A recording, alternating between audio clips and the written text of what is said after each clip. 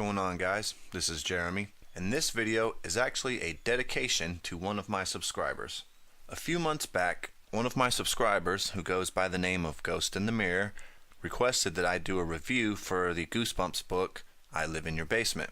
I wanted to do the review for him, but when I went back and reread the book, I kind of had trouble on coming up with an actual review for the book without giving away too many details or telling too much of the story. So I decided to do something different here. Instead of actually reviewing the book, I'm going to do an actual quick rundown of the entire book.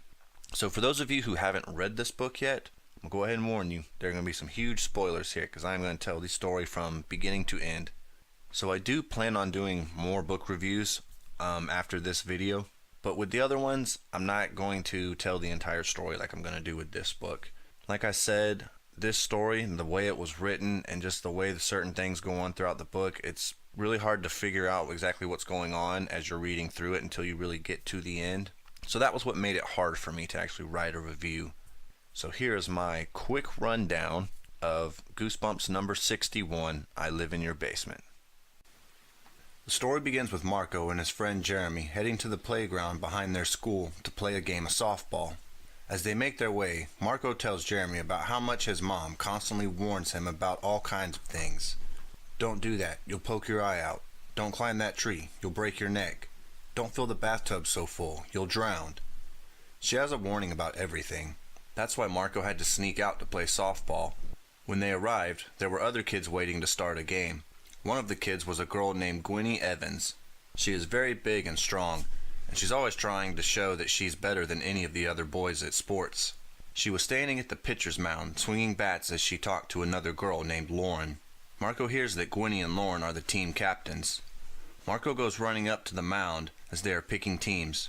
Gwenny didn't see Marko as he ran up to her. She was still swinging the bat. She swung the bat hard, but Marko didn't have time to react. The bat hit him right in the head, knocking him out completely. Marko finally awakens to find himself in his house with his mom staring down over him. His mom was very relieved when he finally woke up. She begins to tell him that he should have never played ball with the other kids. Marko asks his mom if he was going to be okay. His mom said that the doctor told him he would be fine. After his mom leaves the room, he begins to nod off and fall back to sleep, until he is awakened by the phone ringing. Marko answers the phone and hears another boy's voice on the other end, telling him that he's glad Marko is okay. Marko says thanks, and then asks who is he speaking to. The boy tells him his name is Keith, and he lives in Marko's basement, and that Marko is going to take care of him for the rest of his life. After the phone conversation, Marko tries to figure out who called him, thinking that maybe a friend of his was playing a joke on him. He tells his mom about the phone call. His mom has a confused look on her face as she tells Marko that there was never a phone in that room that he was in. The next morning, Jeremy came over to Marko's house to have breakfast with him. They talked a little bit about the accident. Jeremy even told Marko that Gwenny called him last night and asked about him and wanted to know if he was okay. After breakfast, Marko and Jeremy decided to go to the basement to play a game of pool. As they began to walk to the basement, Marko remembered the strange phone call he had gotten the day before. Marko seemed a little on edge as they played, turning on all the lights and checking behind the furnace to see if anyone was hiding down there. As they were finishing the game, they heard a thump noise which startled them both, only to find that it was just a squirrel that had gotten into the basement. Later that night, Marko couldn't sleep and decided to get up during the middle of the night for a late-night snack. On his way to the kitchen, he noticed the door to the basement stood open. As he goes to close the door, he hears the scraping of footsteps down in the basement. He calls out to see who's down there, and a voice comes back saying, "It's me, Keith. Don't you remember? I live down here." Marko calls back saying that he doesn't exist. Then he hears the footsteps coming closer, and then the basement light comes on, and Marko is staring down at his mom. He tells his mom to hurry up and get up the stairs, that there's someone else down there with her. She asks him what's wrong with him, and why is he acting strange. He tells her he heard Keith in the basement. She tells him that he needs to rest until they can take him back to the doctor again. When Marko finally goes back to school, all the kids are eager to talk to him. Eventually, the teacher tells him to stand up in front of the class and tell everyone about his trip and stay at the hospital. At this point, Marko realizes that he can't remember anything. He has no memory of being at a hospital. Gwenny jokingly says maybe if she hits him on the head again, he might get his memory back. Everyone laughed but Marko, He began to worry about his memory. After school was over, just as Marko starts to head home, he sees Gwenny running towards him, calling his name and swinging a bat around. He was scared that she was really going to hit him in the head again to regain his memory, so he ran from her and didn't stop running until he got home. When Marko gets home, he decides to not ask his mom about the hospital because he doesn't want her to worry that he's losing his memory. When he finally goes upstairs to his room to catch up on his schoolwork, Marko is greeted by a boy sitting on his bed. The boy was about his age, with wavy black hair and a thin, serious face. He gazed at Marko with dark, sad eyes. Marko asked who he was, and the boy says, "It's me, Keith. I told you, I live in your basement." As Marko stood there frozen, the boy tells him that he thought they should start getting to know each other since Marko was going to be taking care of him from now on. When Marko finally gets the courage to move, he backs out of the room and locks the door from the outside. He quickly calls for his mom and tells her that he has Keith locked in his room. He ran downstairs to find his mom in the kitchen. He frantically tries to pull her upstairs. His mom reluctantly follows him back upstairs. Marko unlocks the door and pushes it open, and they are both shocked to see their dog Tyler sitting on the bed. Marko starts looking under the bed and around the room, calling out for Keith, but he is nowhere to be found. His mom tells him that she is very worried about him and that she's calling the doctor immediately. When Marko finally goes back to see the doctor, he debates whether or not he should tell the truth about what's been going on, about the memory loss and about Keith. He finally decides to open up and tell the doctor everything. After Marko tells him the story, the doctor simply replies and says that everything's going to be okay, but he would like to remove Marko's brain and examine it under a microscope just to make sure. Marko freaks out when he hears this and looks to his mom to make sure he heard correctly, but his mom just reassures him that the doctor knows best. He asks the doctor to give him some time to think about it before he makes any decisions. Later that night, he gets a phone call from Jeremy. They begin discussing their creative writing assignments for school. After their conversation, Marko hung up the phone, then looked up at his computer screen to see Keith's face staring back at him. Just then, he feels a large, strong arm wrap around his neck from behind. He turns around to find Gwenny in his room. Marko asks what is she doing at his house. She tells him that she wanted to come by and apologize for what happened. He asked her why she was chasing after him with a baseball bat after school. She told him that he had it all wrong. She said that she was playing a softball game and she was up next to bat. She was only chasing after him because she wanted to apologize. Marko accepts the apology and then decides to tell her about Keith. He tells her that this boy keeps following him, calling him, showing up at his house, and even tells her about his face showing up on the computer screen just now. Gwenny looks at the computer screen with a look of confusion as she tells Marko that his computer isn't even turned on. He tells her that Keith is playing tricks on him. Then he gets an idea. Gwenny is much bigger and stronger than he is. Maybe he could get her to go into the basement and get Keith to leave him alone. He asks her to go into the basement with him so that he can prove to her that Keith is real. She tells him no and that she doesn't believe Keith is real. Then he asks her if she's too scared to go into the basement, as a way to trick her into going.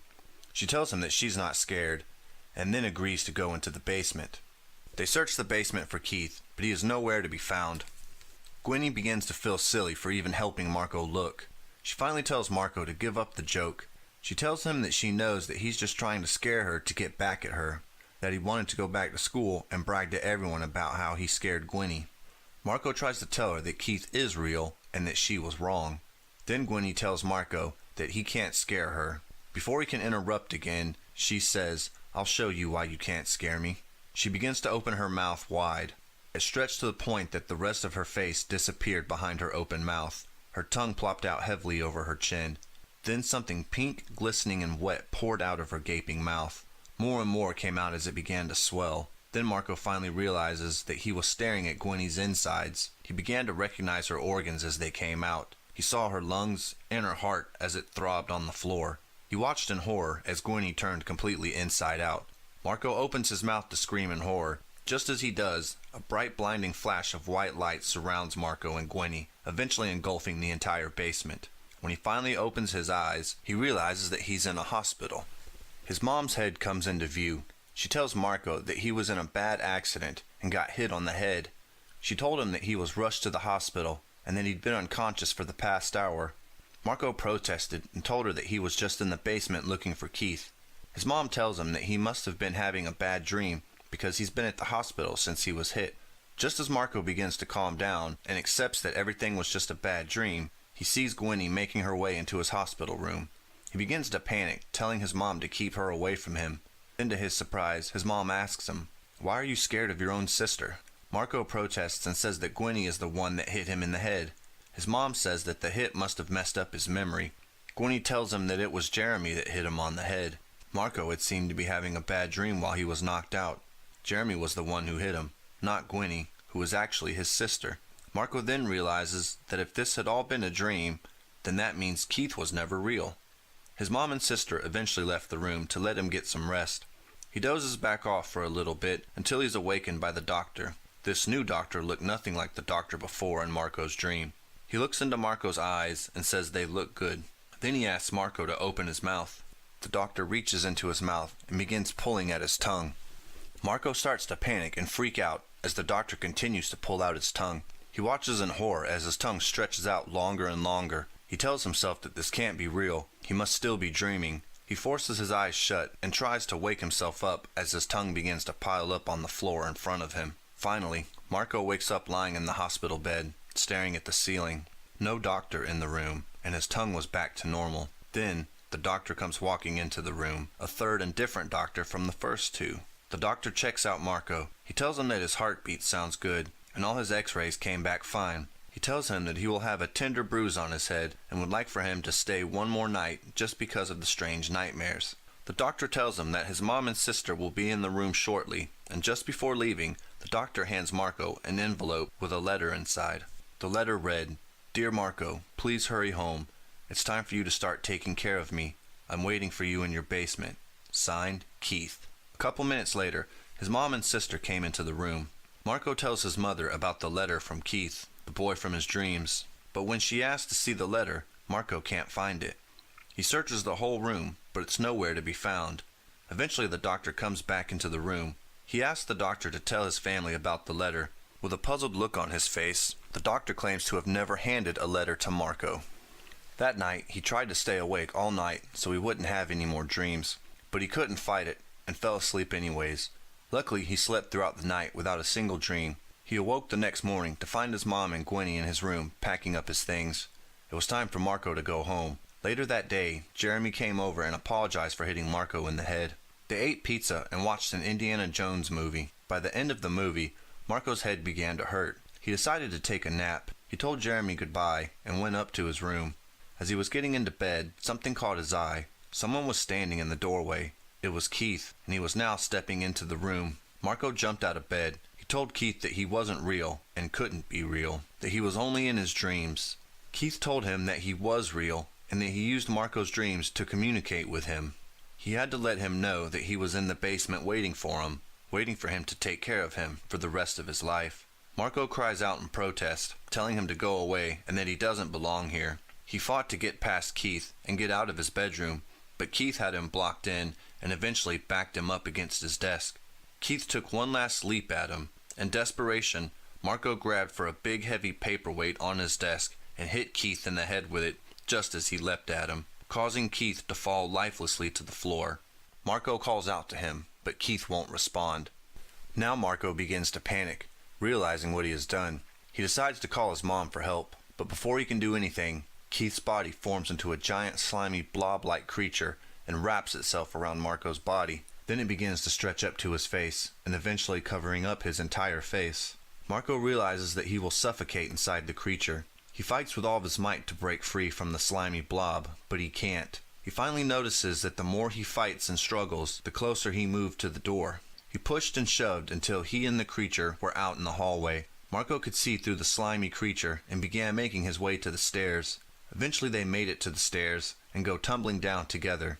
As they reached the end of the stairs and hit the floor, Marko's face was uncovered long enough for him to take a breath before being swallowed up again. He continues to fight against the creature, making his way into the kitchen. He turns his back to the corner of a kitchen counter and slams his back into it, trying to get the blob to release his body. He slams into the counter multiple times before it finally lets go. Marko catches his breath again, but when he turns around, he is shocked to see that the slimy creature had split in two. The two halves began climbing up his legs until they had reached his face and formed back into one. The creature stretched itself out again and swallowed Marko back up. He tried to fight back again, but Marko was running out of strength and energy. He began to think that this was it, and he would suffocate inside the blob. Just when he thinks all hope is gone, he sees a figure walk into the kitchen and ride up to the creature. He finally realizes that it is his mom, but she isn't helping Marko. She just stands and watches as the last bit of breath escaped his lungs. Then the next thing he hears is his mom telling him to get up off the floor. He cries for help, telling his mom to get the creature off of him. She tells him again to get up and that she doesn't have time for his dumb games. Marko looks around the kitchen to see that it's just him and his mom, no Keith. He tells himself that this must be just another dream. He begins to try and force himself to wake up, but nothing is happening. He begins to panic and takes off for his bedroom, leaving his mom confused over his strange behavior. He hurries into his room and closes the door behind him. Then he hears a voice telling him to take it easy. Marko turns to find that Keith is sitting on his bed. Keith motions to a chair, telling Marko to sit down and relax because they are going to be spending a lot of time together, for the rest of their life to be exact. Marko realized he didn't have the strength anymore to fight. He didn't know if he was awake or dreaming. He finally admits defeat and sits down in the chair. He tells Keith that he wins. He'll do whatever he wants him to do. Keith tells him that he was a very smart boy, and he knew Marko would eventually see things his way. Keith tells Marko that he's going to go down to the basement and write a list of all the things Marko can do for him. But before he leaves the room, he tells Marko that he has one last thing to show him before he leaves. He opens his mouth, and his insides began to pour out of his mouth. Marko saw all of his organs attached to his pink flesh. He saw his purple heart plop out of his mouth, pulsing inside a thick web of rope-like veins. Marko closed his eyes, opened his mouth, and screamed. Then Keith opened his mouth, teeth on the outside, and began to scream too. By the time he opened his eyes back up, they felt dry and caked. He felt like he had been asleep forever. The basement comes into focus. Then he heard a woman's voice saying, "Keith, you're finally awake." He continued to look around. He was back in the basement where he and his mom lived. "Mom, I had such terrible nightmares," he said. "I dreamed that Marko was hit in the head with a baseball bat." "But you were the one who was hit with the bat, Keith," his mom said, "not Marko." He told his mom that everything was backwards in his dream, that he had went to Marko's room and told him that he lived in his basement. "Then what happened?" his mom asked. "He started fighting me," he told her. "Marko was horrible to me. He started wrestling me and pulled me down the stairs." His mom narrowed her eyes sternly at him. "Keith, I warned you, didn't I? I warned you to never play with humans. You're a monster, and you should never forget that. Just because you look exactly like a human doesn't mean you can be friends with them. I warned you never to play ball with Marko or the other humans." I know," he cried. "I know the whole lecture, Mom. We're monsters, and we live in Marko and Gwenny's basement, and if they ever find out we're down here, they'll get frightened and chase us away." Keith promised his mom he would be more careful from now on. She smiled at him and told him to get some rest. Keith walked to the other side of the basement, then opened his mouth and began to turn inside out. It felt so good to let his insides pour out, so clean and refreshing. Then suddenly Keith heard a sound coming from the stairs. He turned and saw Marko standing there. Keith quickly sucked his insides back into his body. Had Marko seen anything? Yes. His eyes bulged with shock as his mouth hung open. Keith began to panic. This was my worst nightmare, he thought. I've been caught and seen by a human. Marko squinted hard, trying to see into the basement. He finally calls out to Keith. "Who are you?" he asks. Keith thinks quickly, and then finally replies. You're dreaming," he says. "Go back upstairs. It's just a dream." Would it work? Would Marko really believe that? And that's it for Goosebumps book number 61, I Live in Your Basement. As you guys can see with the story, it jumped around a lot. A lot of this dream within a dream type of stuff. Kind of makes me think of something like the movie Inception, just not quite as deep and dramatic. It's kind of interesting when you think about it, because after you've read the entire book, you realize that the main character in the story, it really is kind of Keith. Everything was from his point of view, and everything was all about his dreams. The book really does mislead you to think that Marko is the main character, and that he's being bothered and troubled by this boy named Keith. R.L. Stine has done this before with other books. Just a quick example off the top of my head. My Best Friend is Invisible, if I remember correctly. in that book, and again, quick spoiler alert for anyone who hasn't read this, the whole story you're being told that this person has this invisible friend, and then when you come to find out at the end of the story that all along the person in the story was actually like a monster, and the invisible friend was just like a regular human boy. You could almost even take Girl Who Cried Monster. The whole story, the girl's talking about how the librarian's a monster and the parents don't believe her. Then when you get to the end of the story, you find out that they're actually monsters as well. So again, it's just you being led to believe one thing through the entire story until you get to the end and you find out what really was going on. But with that, I would say I do enjoy this book. Wouldn't be my favorite Goosebump book, but it's definitely not like one of the worst ones. I liked that the story kind of had me guessing the whole time, trying to figure out what exactly is going on. Every time Marko would wake up from his dream, everything was different. It really just kind of keeps you guessing until the end. Hope you guys enjoyed this video. Hopefully you enjoyed my quick rundown of the story. And like I said before at the beginning of this video, I do have a couple more book reviews lined up. I don't plan on doing them the same way I did this one. And I also have one big video that I am working on right now. I don't really want to say what it is yet, but I've already began working on the larger video. Now this big video that I kind of have planned is going to be split up into 6 parts, and I would plan to release certain parts over time. But in between working on the big video, I'm going to do some smaller things like these book reviews and stuff. But thank you guys again for watching this video. Thank you for those of you who are subscribed. Thank you for those that comment. And I will see you guys next time.